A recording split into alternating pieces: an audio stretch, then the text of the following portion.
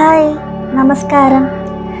പ്രണയം എന്നത് രണ്ട് വ്യത്യസ്ത വ്യക്തികൾക്കിടയിലുള്ള മനോഹരമായ ഒരു ലോകമാണ്. മനുഷ്യജീവിതത്തിലെ ഏറ്റവും പ്രധാനപ്പെട്ട ഒരു വികാരമാണ് പ്രണയം എന്നത്. പ്രണയത്തിൻ്റെ എരിവും പുളിയും കയ്പും മധുരവുമൊക്കെ ആവോളം അനുഭവിച്ചവരായിരിക്കാം നമ്മളിൽ പലരും. എന്നാൽ ഇത്രയും മനോഹരമായ പ്രണയം പ്രതികാരമായി മാറുന്ന നിരവധി വാർത്തകളാണ് ഓരോ ദിവസവും നമ്മൾ കേട്ടുകൊണ്ടിരിക്കുന്നത്. ഇന്ന് നമ്മൾ ഡിസ്കസ് ചെയ്യാൻ പോകുന്നത് ടോക്സിക് റിലേഷൻഷിപ്സിനെ കുറിച്ചാണ്.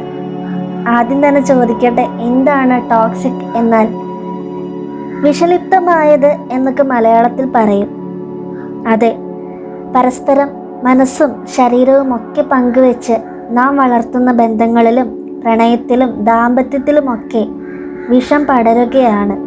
ഇന്നല്ലെങ്കിൽ നാളെ എല്ലാം ശരിയാകുമെന്ന വിശ്വാസത്തിൽ, പ്രതീക്ഷയിൽ ഇത്തരം ടോക്സിക് റിലേഷൻഷിപ്സിൽ തന്നെ കടിച്ചു തൂങ്ങുന്നവരാണ് പലരും. ജീവന് തുല്യം സ്നേഹിക്കുന്ന ഒരാളെ എങ്ങനെയാണ് മുറിവേൽപ്പിക്കാൻ കഴിയുക എന്ന് അത്ഭുതം തോന്നിയിട്ടുണ്ടാകും അല്ലേ? പ്രണയിക്കുന്ന നാളുകളിൽ അവളുടെ കാലൊന്ന് കല്ലിൽ തട്ടിയാൽ മനസ്സ് പിടയുന്നവർ, അവളുടെ കണ്ണൊന്ന് നിറഞ്ഞൊഴുകിയാൽ ചങ്ക് പൊള്ളുന്നവരൊക്കെ ആയിരിക്കാം പിന്നീട് പകയും പ്രതികാരവും ഒക്കെ നിറഞ്ഞ ഒരു മാനസികാവസ്ഥയിൽ എത്തിച്ചേരുന്നത്. ഇനി പ്രണയം ടോക്സിക് ആവുന്നത് എങ്ങനെ തിരിച്ചറിയാം എന്ന് നോക്കാം. ഇതിൽ ആദ്യത്തെ കാര്യം അമിതമായ നിയന്ത്രണമാണ്.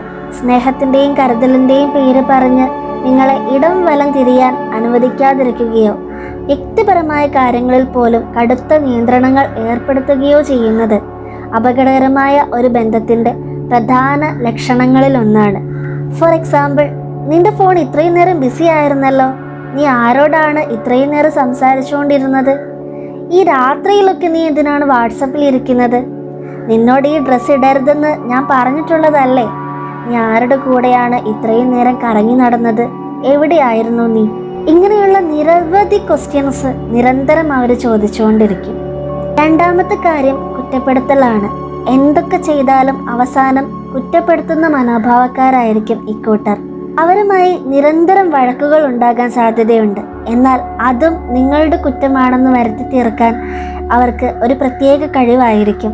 എപ്പോഴും കുറ്റപ്പെടുത്തലുകൾ കേട്ട് ജീവിക്കേണ്ടി വരുന്ന ഒരാളുടെ ആത്മവിശ്വാസവും ധൈര്യവും ഒക്കെ കുറഞ്ഞ് ജീവിതം വളരെ വലിയൊരു പരാജയമായി തീരാനായിട്ട് സാധ്യതയുണ്ട്. മൂന്നാമത്തെ കാര്യം അമിതമായ ദേഷ്യമാണ്. നിയന്ത്രിക്കാൻ കഴിയാത്ത ദേഷ്യമുള്ള ഒരാളാണ് നമ്മുടെ പങ്കാളിയെങ്കിൽ ആ ജീവിതം നരകതുല്യമായിരിക്കുമെന്നതിൽ യാതൊരു സംശയവും വേണ്ട. നമ്മൾ എപ്പോഴും ഒരാളെ ഭയപ്പെട്ടാണ് ജീവിക്കുന്നതെങ്കിൽ ആ ബന്ധത്തിന് ഫുൾ സ്റ്റോപ്പ് ഇടാൻ സമയമായി എന്ന് തന്നെയാണ് അർത്ഥം. ഇല്ലെങ്കിൽ ദേഷ്യം കൂടി അവർ നിങ്ങളെ പതിയെ മാനസികവും ശാരീരികവുമായി പീഡിപ്പിക്കാൻ തുടങ്ങും. അതുകൊണ്ട് തന്നെ എത്രയും വേഗം ആ ബന്ധത്തിൽ നിന്നും പുറത്തു കടക്കാനായിട്ട് ശ്രമിക്കണം. നാലാമത്തെ കാര്യം നാർസിസ്റ്റുകൾ എന്ന് കേട്ടിട്ടുണ്ടോ? അവനവനിൽ തന്നെ സ്വയം ഭ്രമിച്ചിരിക്കുന്ന വ്യക്തികളെയാണ് നാർസിസ്റ്റുകൾ എന്ന് പറയുന്നത്. ഇക്കൂട്ടർക്ക് ലോകത്തിലെ മറ്റൊരു ആളെക്കുറിച്ചും ഉത്കണ്ഠ ഉണ്ടാകാറില്ല. മറ്റൊരാളുടെ വികാരങ്ങളെയും അവർ മാനിക്കാറുമില്ല. അഞ്ചാമത്തെ കാര്യം ആസിഡ് ആക്രമണം അല്ലെങ്കിൽ സൈബർ അപകീർത്തി.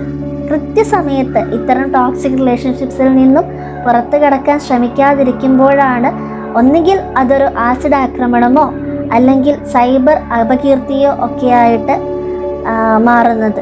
എത്ര വ്യക്തികൾക്കാണ് ഇത്തരത്തിലുള്ള ദുരനുഭവങ്ങൾ ഉണ്ടായിക്കൊണ്ടിരിക്കുന്നത്. അതുകൊണ്ട് തന്നെ നമ്മൾ പ്രണയം ടോക്സിക്കായി മാറി എന്ന് തോന്നിക്കഴിഞ്ഞാൽ എത്രയും പെട്ടെന്ന് തന്നെ അതിൽ നിന്ന് പുറത്തു കടക്കാനായിട്ട് ശ്രമിക്കണം. പാർവതിയുടെ ഉയരെ എന്ന മൂവി എല്ലാവരും കണ്ടിട്ടുണ്ടാകും അല്ലേ? ആസിഫ് അലി അതിൽ ആസിഡ് ആക്രമണം നടത്തുന്ന ഒരു സീനുണ്ട്. വളരെ കാണുമ്പോൾ തന്നെ നമുക്ക് വളരെയധികം വിഷമം തോന്നും. അതുപോലെ നിരവധി അനുഭവങ്ങൾ നമ്മുടെ പെൺകുട്ടികൾക്ക് നേരിടേണ്ടി വരുന്നുണ്ട്. ആൺകുട്ടികൾക്കും ഉണ്ട്. പല രീതിയിലാണ് പ്രണയം പ്രതികാരമായി മാറുന്നത്.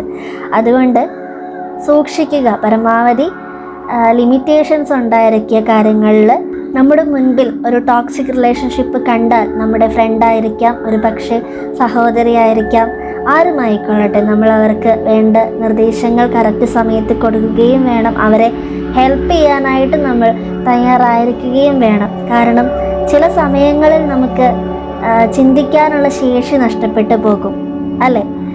എല്ലാവർക്കും എല്ലാ സമയത്തും ഒരുപോലെ ചിന്താശേഷിയുള്ളവരായിട്ടിരിക്കാൻ പറ്റിയെന്ന് വരില്ല. ചില സമയത്ത് നമുക്ക് ഒരു എക്സ്പേർട്ടിൻ്റെ സഹായമോ അല്ലെങ്കിൽ ഒരു ഫ്രണ്ടിൻ്റെ ഗൈഡൻസോ ഒക്കെ ആവശ്യമായിട്ട് വരും, ഹെൽപ്പ് ആവശ്യമായിട്ട് വരും. നമ്മൾ സഹായിക്കുക പരസ്പരം. അതുപോലെ ടോക്സിക് റിലേഷൻഷിപ്സിൽ നിന്നും പുറത്ത് കടക്കാനായിട്ട് ട്രൈ ചെയ്യുക. നല്ലൊരു ദിവസം ആശംസിക്കുന്നു. Thank you so much. By.